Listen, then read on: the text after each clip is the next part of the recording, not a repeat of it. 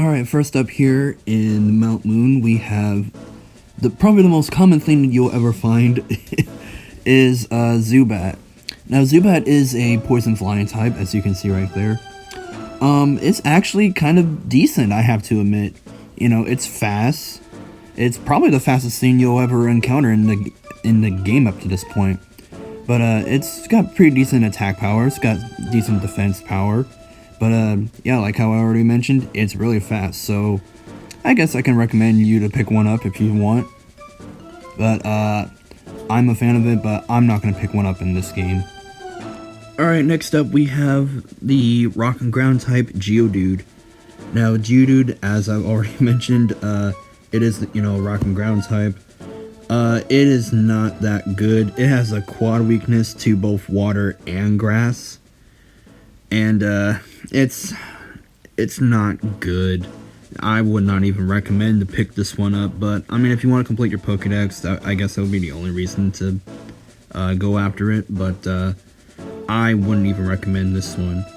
Although, I do have to say that it has pretty good, physical defense, but, like I said before, it's not good.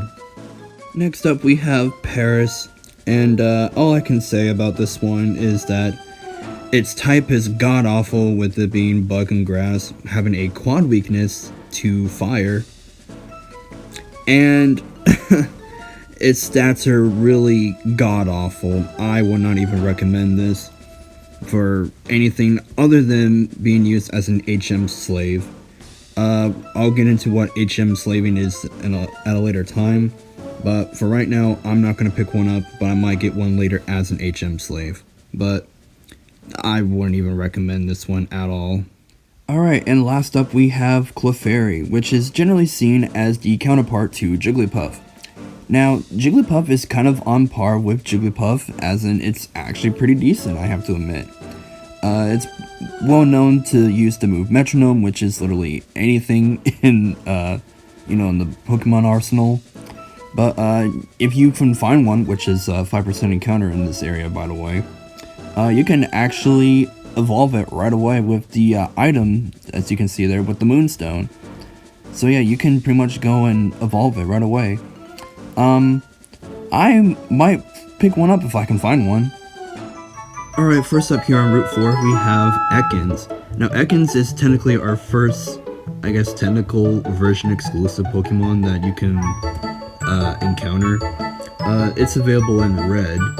So, it's an alright poison type, but there's definitely better poison types out there in this generation other than Ekans. The one good thing I will say about it is that it, in its evolved form, can learn the move Glare, which is an easy way to paralyze those pesky ground types that Thunder Wave won't. So, if you want to catch it for that reason, I guess go for it. And finally, here on this route, we have the counterpart for Blue, the ground type Sandshrew. Now, Sandshrew is, I guess it's decent, alright. Once again, it's kind of the same concept. There are definitely better ground types than Sandshrew. And the one weird thing is that even though it's a ground type, by level up, it doesn't learn any ground type attacks. You literally have to give it TMs to teach it ground moves. So, like I said, this one's encounterable in Blue. There's definitely better ground types than Sandshrew. It's just, it's like average, I guess, but there's definitely better ones out there.